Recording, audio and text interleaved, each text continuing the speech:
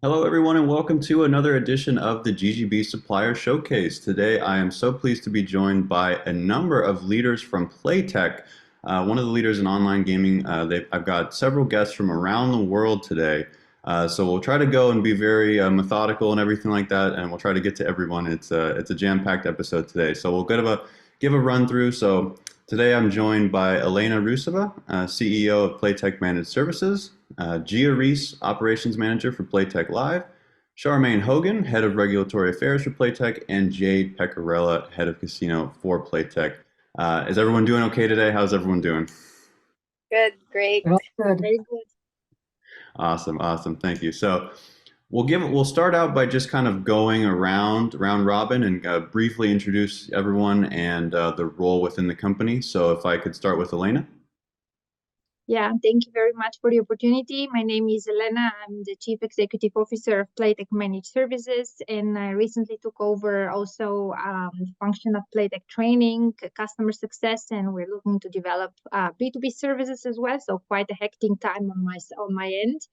And PTMS is the company of over 500 people. We're based in Sofia, Bulgaria, and I am happy to say that I lead an amazing team of great people. Awesome, awesome. And Gia?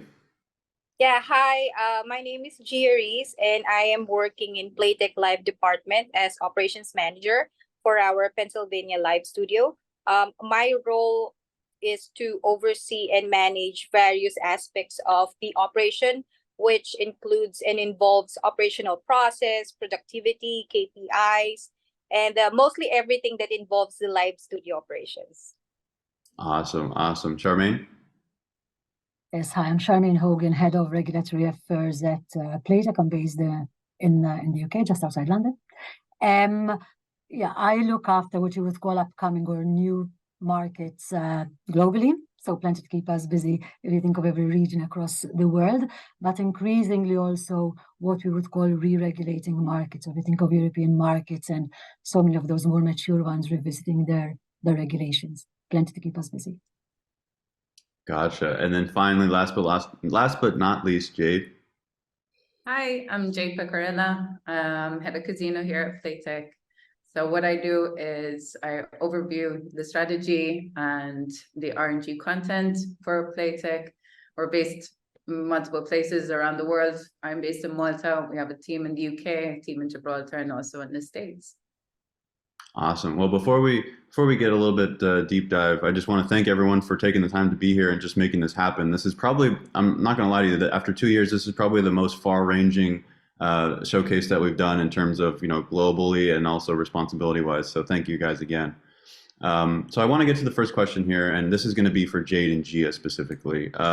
So what exactly inspired you guys to get into gaming as a career field, and kind of how did you guys get to where you are within the company today? And we'll start with Jade. Great. Well, I guess you could say it's almost like a calling that I had always wanted to create games, used to play games when I was younger with my gran. So even just the hours of playing Monopoly from morning to night, it was, what else can we invent with this game? Can we turn it into different forests with fairies and dragons? So it was just a spectacular moment of coming up with an idea and then just seeing it tangibly be created for players to play, to experience, and to talk about. We go from there all the way across the world here back to the US and Gia. So same question to you. What inspired you to get into gaming, and kind of what led you to this point in your journey so far? Actually, it's funny because I never, in my wildest dream, imagined that I will be working in iGaming industry. As a matter of fact, I do have a degree in medical field, so it's a little, wide range and so different. So this opportunity, it came without warning, but I'm always up for challenges and on a mission to make things happen. So seeing how far I've come gives me inspiration to keep going. Also, passion, learning, and sharing my knowledge that I gained over the years brought me to where I am today. And, being part of this industry, something bigger than yourself, being part of what we consider as future, that is what brought me to where I am right now. Well, that's beautiful. And if may I ask, what medical sector did you get your degree in?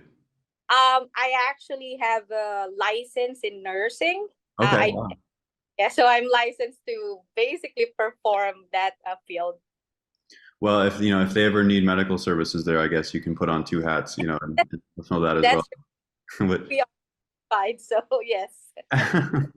well, that's awesome. With two sisters in the medical field, that's definitely great, and obviously that's amazing. So I want to move to the next question now for Elena. So you mentioned obviously that Playtech Managed Services is a very big team. I believe you said about 500, if I remember correctly. Yeah.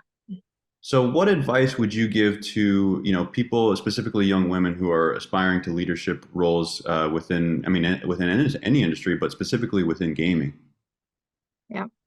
I have to say that I try to do this on a daily basis. And when I see women and young women around in the team, or I just come across, I always try to give them a lot of motivation, because I believe it's needed. And probably one of the advice that I would also mention now is that I think it's extremely important to take on opportunities. I believe this is where good things start. My career progression myself has been a journey of taking on opportunities, not saying no to them, believing that you can do them, even if you have no clue right at the beginning what you're going to do, but you actually take them on. You say yes with a big smile and you go for it. I think this is what girls are very good at. And if young women actually take on opportunities and learn from them, this is going to give them a lot of belief in themselves, and they're going to very naturally progress through the ladder. And I think that women naturally progress once they start to do that. And maybe one more thing that I find also very important. I think that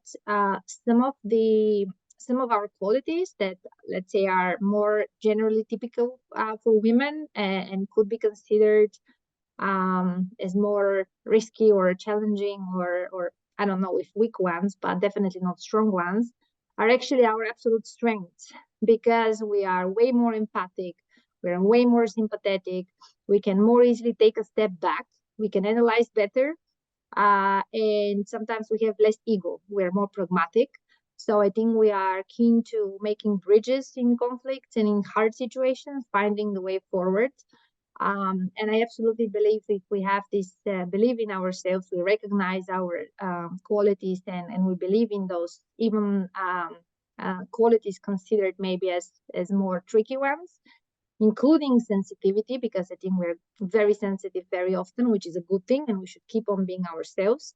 This actually gives us a lot of strength and edge in this world. So this is my advice. Taking on opportunities and thinking that our weak sides are actually our biggest weapons. Definitely, definitely. And this is the second time that my sisters have been mentioned so far in this interview, but as somebody who was primarily raised by those sisters, I can definitely attest to all those qualities, as you said.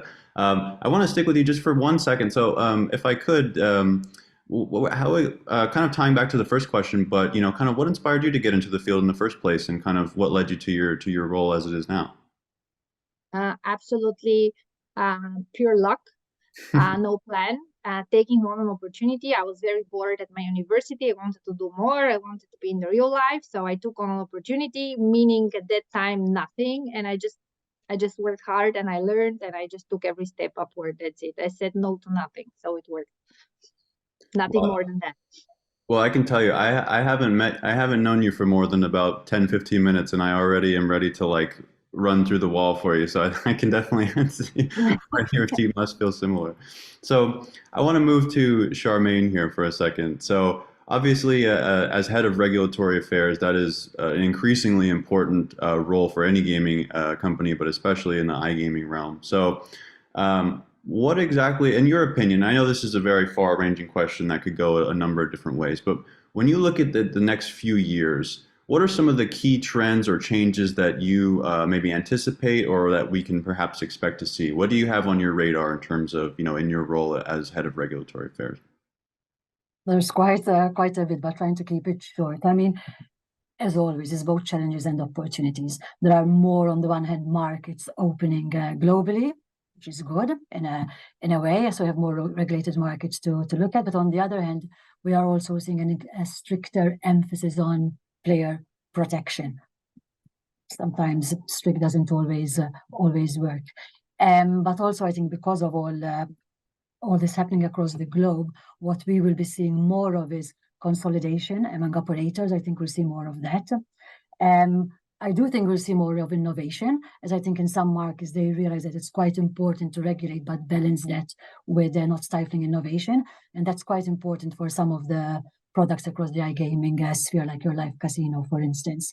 But we will see a stricter, as I said, emphasis on player protection, and not in a bad sense. We've passed, I would say, through a wave of restrictions in European markets. If you think of harsh cappings on limits on deposits and financial limits on deposits, on wagers, bans on advertising, bonusing, I mean, it's a long list.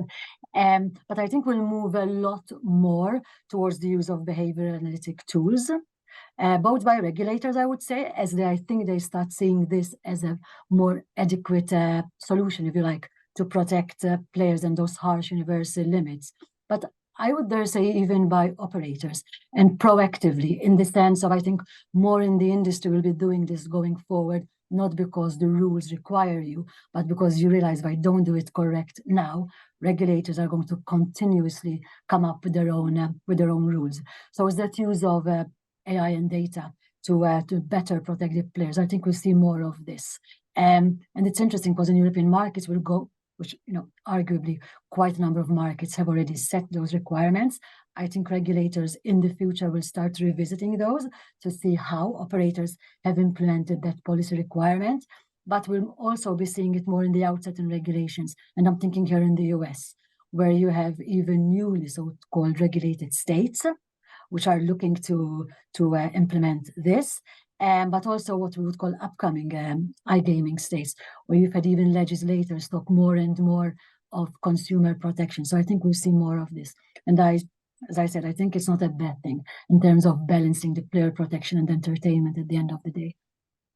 Definitely. And this reminds me a lot of a conversation I had with a woman named Susan Hensel, who was a former regulator here in the US. And I remember she told me, well, every market is different, and every market within every market is different. So it's a lot of tentacles, and I mean this very nicely when I say I don't envy your position. But I want to also ask you, kind of again to tie back to the beginning question, but kind of what led you to where you are now, and kind of, I know regulatory affairs is not exactly the most sought after sector of the industry. So kind of what led you to this place now? That's quite. I mean, increasingly it is becoming a role, but not previously, no. And that is why I suppose Playtech was a bit at the forefront in saying somebody like me has that experience and let's make use of her. Not necessarily having a role initially.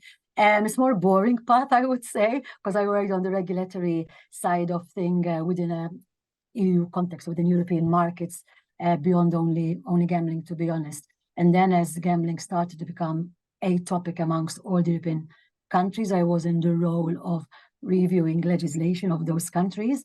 And with that, you get all the experience. And as you've touched upon, and as the ex-regulator Susan Hensel said, every market is different, these kind of things, that appreciation. And you take that in the journey with you when you're having those talks with regulators who are looking to implement and needing to follow what the legislator has told them. So it's good to have that in hindsight. Definitely. Well, this will come out.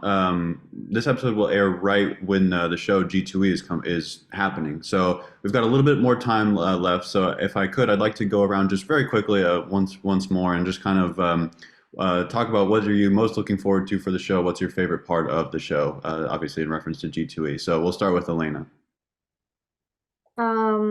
I think it still remains the opportunity to feel the pulse of the industry, to see where things are heading. I think G2 is a great opportunity for that. I personally look forward to seeing some people as well, because the personal contact cannot be replaced by anything. So looking forward to see my colleagues, looking forward to see the partners, the customers that we work with. But most of all, try to see and validate my assumptions about where we're heading by having these conversations and seeing how things progress. So it's a very good chance for that. So I'm keen for next week. Interesting. Gia?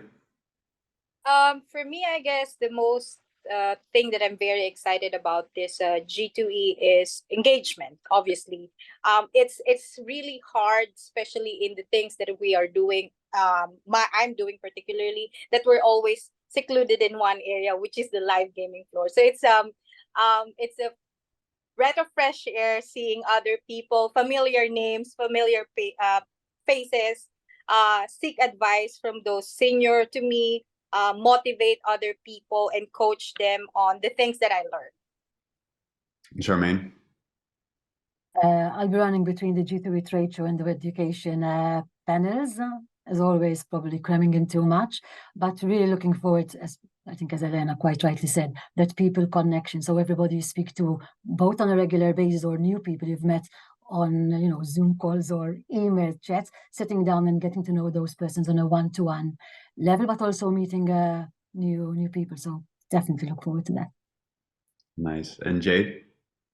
I can't wait to just get everyone under one roof, like from clients to different meetings that we have, even internally and externally, just to have everyone there that you can speak to. You just, it's more natural. And I think that's why conferences like G2E are excellent at this, because you bring everyone under one roof.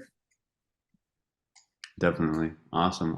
Well, thank you guys again so much for doing this. I know, as always, it was a struggle to get everything put together, but I think it came out really well. And I'm sure that the travel arrangements vary very greatly among these panelists, from Pennsylvania to Sofia and everywhere in between. So look forward to seeing you all next week. Look forward to seeing the future of Playtech, which I think is very bright. And thank you guys again. Thank you for joining us for the GGB Gaming Supplier Showcase, our exclusive look at the best products and services produced by vendors for the gaming, iGaming, and sports betting industries. For more information about the GGB Supplier Showcase, contact Terry Brady at tbrady@ggbmagazine.com.